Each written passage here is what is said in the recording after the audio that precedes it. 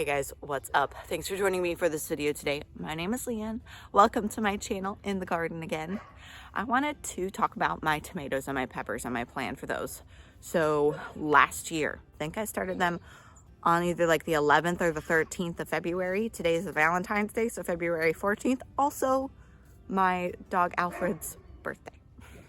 Alfred turned 7 today. I am going to experiment this year with waiting to start my tomatoes and my peppers until March. So I've got the soil blockers, and that's supposed to help plants be healthier, grow faster. So I don't want to start them again this time of year and have the same thing happen, but magnified because they grow better in the soil blocks. By the time they were ready to be planted out, they were too big, and it caught, like, the bigger the plant is, the more shock it'll go through when you plant it out into the garden. So my goal is to have smaller plants that go out in the garden. I'm going to start them 2 weeks later than I did last year. Hi, Titty. In a little bit, I'm going to go inside and show you guys varieties of tomatoes and peppers that I have.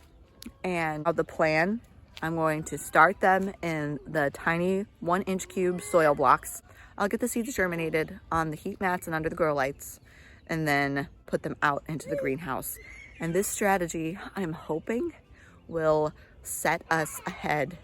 Hitting me again. Oh dear. This strategy, I'm hoping, will set us ahead in the hardening off process and just make it less of a task to do, having them in the greenhouse for most of their life. Silly boys. I love hearing that laughing.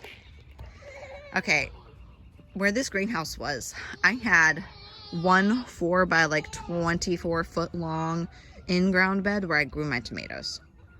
And I'm not growing those there, obviously, because I've got the greenhouse there. Now we're gonna grow something else. I'm gonna do my tomatoes over here. I've got this cattle panel here. I'm gonna use the cattle panel, and then I'm gonna use T-posts and some bamboo to hold the cattle panel, or to hold the tomatoes up. The great thing about using cattle panels to support tomatoes is that you can first put the T-posts in and then attach the cattle panel up higher so that it can be Jack, stop! Get off! So the cattle panel can be up a lot higher, because tomatoes can get super tall, and the more height you have, the better, basically.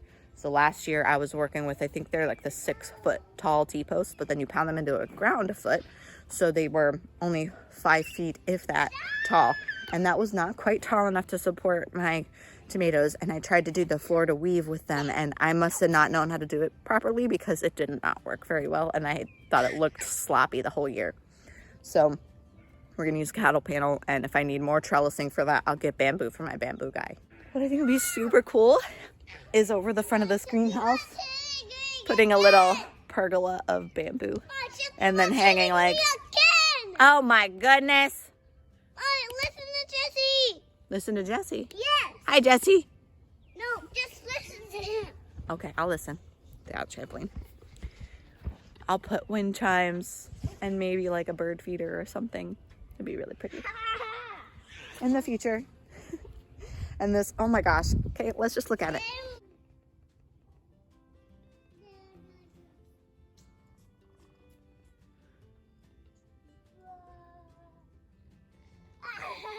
I love how the greenhouse is like a focal point of the garden now, and it's kind of a little, it just looks less sloppy to me now and pretty, even with hardly anything growing in it. Jack, you're very cute. Very, very cute. You want to show them, you want to show our YouTube friends your new gardening gloves that you like to wear all the time? Super cool.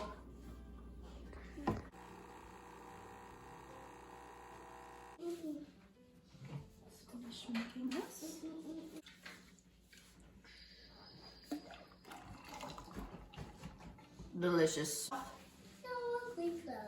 Did you make a mess? Yes. Okay, let's clean it up. I'm all done. All right, guys. Give me a minute while I sift through these to find my tomato seeds. Oh boy, that's strong. Okie dokie, artichoke. I need a better system of organizing my seeds. I would love to get an old library card catalog to organize my seeds in. That would be very nice. I bought this year for tomato seeds, Amish paste tomatoes, this Hungarian heart tomato. These are both from Baker Creek. And these are from a local seed shop, or local to where I grew up, which is in Ohio, up in Ohio. This was $1 for a handful of Cherokee purple tomato seeds, which a friend of mine gave me a Cherokee purple tomato plant, and I only got a couple tomatoes from it, but they were delicious. So I have some of my own seeds to grow. But the only tomato that I'm growing this year that's new to me is this Hungarian heart. I'm growing 2 pepper varieties that I've never grown before, which isn't saying a lot because I haven't grown a whole lot of pepper varieties. This yellow monster pepper, my theory to this is I have not been able to grow peppers of any good size at all. And I'm thinking that if I grow a variety that's supposed to be huge, I'll get a normal sized pepper out of this. This, obviously you can't see a picture, hot peppers. These are Hungarian yellow wax. These are from that Middlefield Seed Company. If any of you are local to Northeastern Ohio, Middlefield Seed Company, a really good friend of mine recommended them, and so I'm really excited to try them out. Last year, these are the ones that I grew for tomatoes. I grew mini bell peppers. That's the only one in there. California Wonder Bell. I have two of those. They're from different seed companies. One's from M.I. Gardner and one's from Lake Valley. I have banana pepper seeds. And then for the tomatoes, I have a little bit of everything that I grew last year. So I've got some Berry's Crazy Cherry, some Martino's Roma, some Sun Sugar, some Amish Paste. It looks like I've got maybe like 8 seeds in there, and then some Celebrity. So I don't think I'm gonna grow as much of these. I wanna grow Amish Paste and this Hungarian heart tomato, and then I might grow like 2 or 3 of the cherry tomato varieties instead of like 5 of each variety.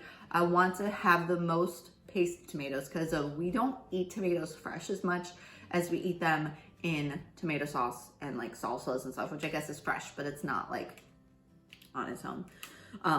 So I want the paste tomatoes because those are good for making that out of. And then I like snacking on tomatoes, but I don't need like 5 or 6 of cherry tomato plants. And last year I grew 10. I grew 5 of the Berry's Crazy Cherry and 5 of the Sun Sugar. I don't need that many. I had a lot that went bad last year because they just put out like a crazy amount of tomatoes, and I didn't need that many because I'm the only one that really eats fresh tomatoes in my house. And I could sell them, but I'd rather not.